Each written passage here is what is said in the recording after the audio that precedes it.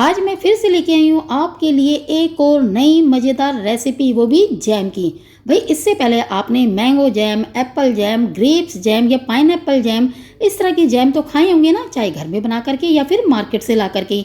लेकिन जो जैम आज मैं बनाने वाली हूँ वो शायद ही आपने आज से पहले कभी बना करके खाया हो। और बताऊँ किससे बनाया मैंने ये जैम? भाई मैंने बनाया है इसे घी से।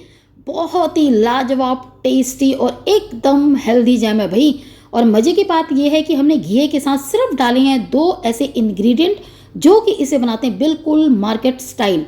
भाई इसमें ना कोई हम प्रिजर्वेटिव डालेंगे और ना ही कोई फूड कलर। तो चलिए बिना देर किए शुरू करते हैं।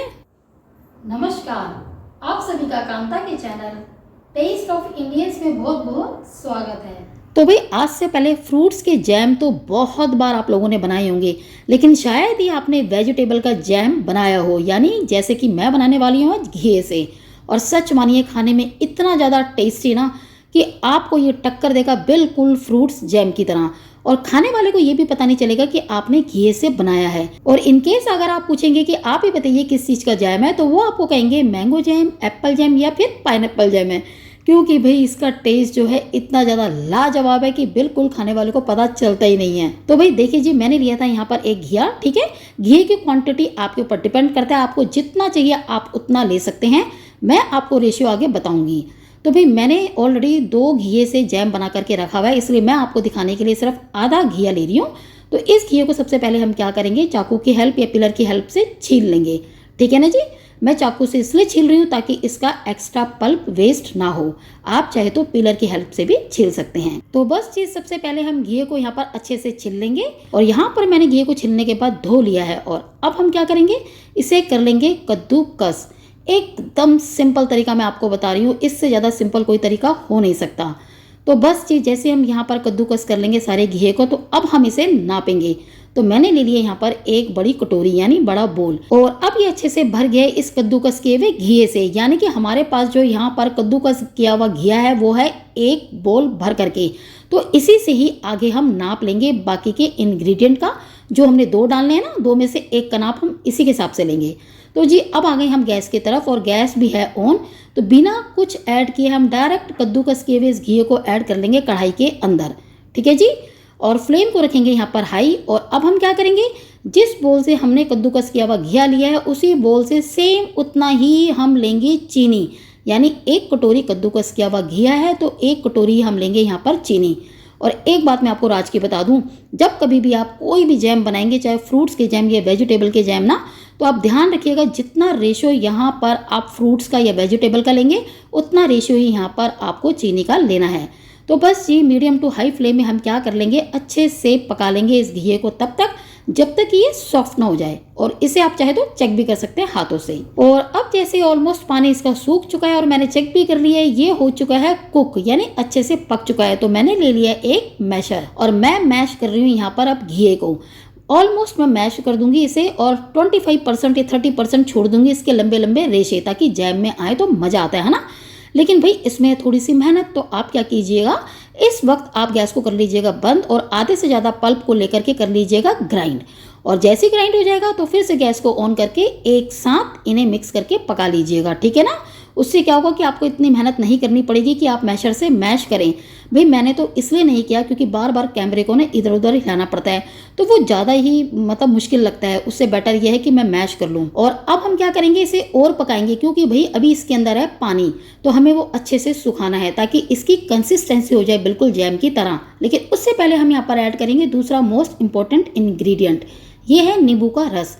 तो मैंने लिए 2 नॉर्मल साइज के नींबू, इन्हें निचोड़कर छान करके मैंने कर लिया ऐड। इससे क्या होगा जी, ना केवल जैम का टेस्ट बहुत ही ज़्यादा लाजवाब होगा बल्कि ये प्रिजर्वेटिव का काम भी करेगा। तो भाई जब हमारे पास नींबू कुदरत की देन है जो कि प्रिजर्वेटिव का काम करती है टेस्ट देने के साथ साथ, तो हम बाहर से नकली वाला जो प्रिजर्वेटिव है वो खरीद के क्यों लेके आए। यानी जो भी बाहर मार्केट में बना होता है वो तो फिर हार्मफुल होता है ना, वो फ़ायदेमंद नहीं होता। जबकि नींबू क्या है, बहुत ही फायदेमंद होता है। तो दोनों ही चीज़ें ये करता है ना जी। तो ये देखिए जी, यहाँ पर बातों ही बातों में फर्स्ट क्लास हमारा जैम हो चुका है तैयार। पूरी तरह से इसका पानी सूख चुका है और इसकी कंसिस्टेंसी हो चुकी है एकदम जैम की तरह। लेकिन भाई ये परफेक्ट बन चुका है या नहीं, इसे हम क्या करेंगे चेक करने के लिए, थोड़ा सा जैम लेंगे एक प्लेट में और प्लेट को करेंगे टेढ़ा।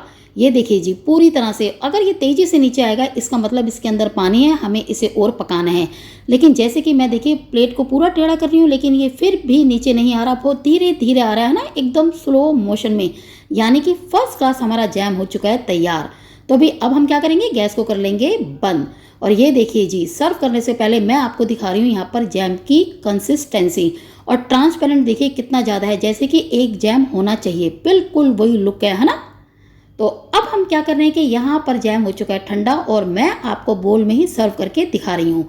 हालांकि अगर क्वांटिटी आप ज़्यादा बनाते हैं तो एक साफ बोतल लीजिएगा, और अगर आपके पास नॉर्मल कोई भी बोतल है कांच की तो उसे अच्छे से पहले गर्म पानी में धो करके सुखा करके फिर आप इस जैम को भर के रखिएगा।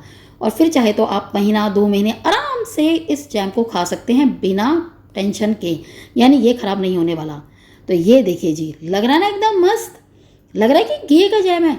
और सच मानिए मैं आपको बता रही हूँ, अगर खाने के बाद अगर आपको किसी ने ये कह दिया ना कि घी का जैम है, तो आप चाहे तो मेरे वीडियोस देखना बंद कर दीजिएगा, क्योंकि भी खाने वाले को पता ही नहीं चलेगा जब तक कि आप उसे खुद नहीं बताएंगे। हालांकि अगर आप पूछेंगे तो वो कहेगा हो सकता है ये कच्चे आम का जैम है या पाइनएप्पल का है, क्योंकि मेरे बेटे ने कहा ये पाइनएप्पल का जैम बनाया है, जबकि मेरी मदर इन लॉ ने कहा कि ये तो मैंगो का जैम लग रहा है। तो कन्फ्यूजन थी उनको, लेकिन किसी ने ये नहीं कहा कि ये घी का है। और जब मैंने बताया तो वो हो गए सरप्राइज, यानी कि वो एकदम चौंक गए। तो ये देखिए जी, मैंने यहाँ पर आपको ब्रेड में लगाकर भी ये जैम दिखाया, और इसकी ट्रांसपेरेंसी देखिए, इसकी शाइनिंग देखिए, और इसका टेक्सचर देखिए, है ना एकदम बिल्कुल मार्केट स्टाइल। और खाने में तो मैं आपको बता ही चुकी हूँ कि ये कितना ज़्यादा लाजवाब है। तो चलिए जी, उम्मीद करती हूँ कि आपको मेरा आज का ये वीडियो भी ज़रूर पसंद आया होगा। हो सके तो ये सिंपल सी रेसिपी है, इसे एक बार आप ज़रूर ट्राई कीजिएगा प्लीज़। और अगर आपको लगता है कि मैंने कोई अच्छी मेहनत की है और आपको एक अच्छी रेसिपी शेयर की है, तो प्लीज़ मुझे सपोर्ट करने के लिए मेरे चैनल को सब्सक्राइब जरूर कीजिएगा। तो आज का ये मेरा वीडियो आप सभी को कैसा लगा? अगर अच्छा लगा तो प्लीज़ इसे लाइक और शेयर जरूर कीजिएगा। और हाँ, अगर मेरे इस चैनल पर आप नए हैं तो मेरे चैनल को सब्सक्राइब और बेल आइकन को प्रेस करना ना भूलिएगा। तो चलिए, आपसे फिर मुलाकात होगी एक नई वीडियो में, एक नई रेसिपी के साथ। तब तक के लिए आप सभी को मेरा नमस्कार।